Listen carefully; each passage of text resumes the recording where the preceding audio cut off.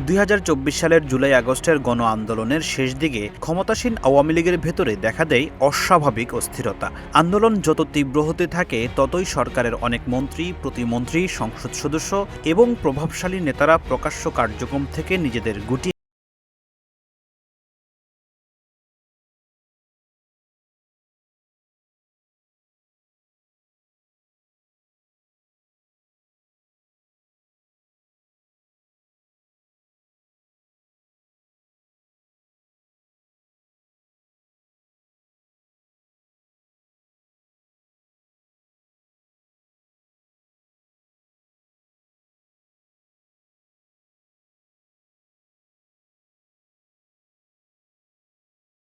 সময়ে আওয়ামী লীগের বহু সাবেক মন্ত্রী,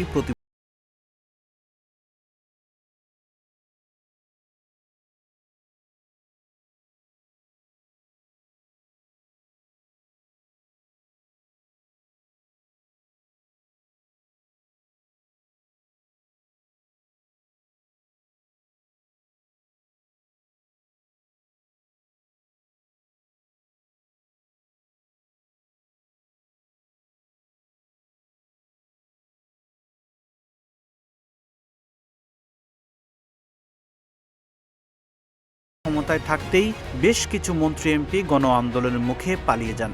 ফলে শেষ মুহূর্তে একা হয়ে পড়েন 17 বছর টানা দাপটের সঙ্গে দেশ পরিচালনা করা শেখ হাসিনা। ফখরুল ইসলাম, ইত্তেফাক নিউজ।